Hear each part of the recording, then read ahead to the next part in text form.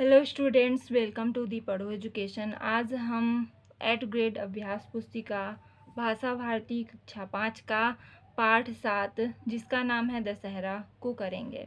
पहला प्रश्न है बहुविकल्पीय प्रश्न। प्रश्न नंबर 1 है मैसूर किस राज्य में स्थित है? तो मैसूर किस राज्य में है? कर्नाटक में। रावण का अन्य नाम है, क्या था? दशानन।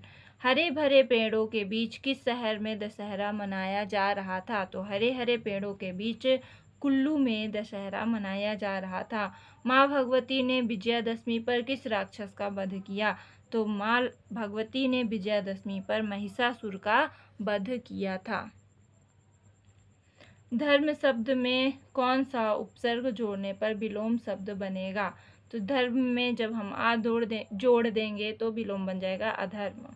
अगला है सभी बच्चों ने मेले के से लाए खिलौने माँ को दिखाए। विजयादशमी को दशहरा भी कहते हैं। लोक नृत्य और परिधान संस्कृति की पहचान कराते हैं। मैदान चारों तरफ से सजा हुआ था। गुड़ शब्द में ई प्रत्यय लगाने पर विशेषण शब्द गुड़ी बनता है। श्री राम के गुरु कौन थे? तो कौन थे श्री राम के गुरु? गुरु वशिष्ठ। निम्न दिए गए शब्दों में ईय प्रत्यय लगाकर नया शब्द बनाइए। तो प्रांत में जब ईय जोड़ेंगे तो बनेगा प्रांतीय। वंदन में जब ईय जोड़ेंगे तो बनेगा वंदनीय। गरबा किस राज्य का प्रमुख नृत्य है? तो गरबा गुजरात का प्रमुख नृत्य है। आपके शहर गांव में दशहरे पर किनके पुतलों का दहन किया जाता है? तो मेरे शहर या गांव में किसके पुतलों का दहन किया जाता है? रावण, मेघनाथ और कुंभकर्ण के। रावण में कौन कौन से अवगुण थे? रावण अधर्मी, अत्याचारी, अन्यायी और घमंडी था।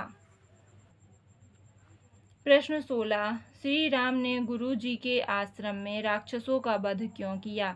श्री राम ने गुरु जी के आश्रम में राक्षसों का वध किया क्योंकि वे आश्रम में होने वाले मंगल कार्यों और यज्ञों में विघ्न पहुंचा रहे थे।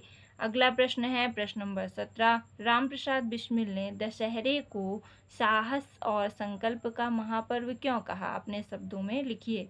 उत्तर होगा रामप्रसाद बिस्मिल ने दशहरे को साहस और संकल्प का महापर्व कहा क्योंकि दशहरे से संबंधित कथाओं से समस्याओं और अत्याचार से लड़ने की प्रेरणा मिलती है।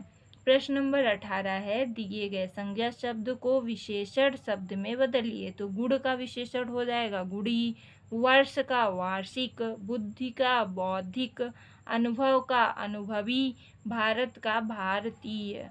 प्रश्न नंबर 19 है दशहरे को विजयादशमी क्यों कहा जाता है? दशहरे को विजयादशमी इसलिए कहा जाता है क्योंकि इस दिन श्री राम ने रावण का वध कर लंका पर विजय प्राप्त की थी और उस दिन दशमी तिथि थी। तो इसीलिए क्या किया जाता है? दशहरे को विजयादशमी के रूप में भी जाना जाता है। प्रश्न 20 है बुराई पर अच्छाई की जीत के प्रतीक के रूप में मनाए जाने वाले किसी अन्य त्योहार के बारे में लिखिए।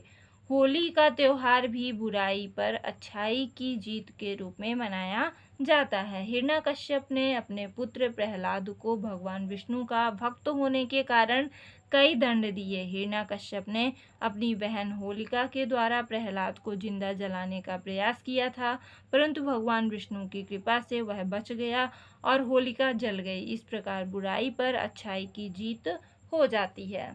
धन्यवाद।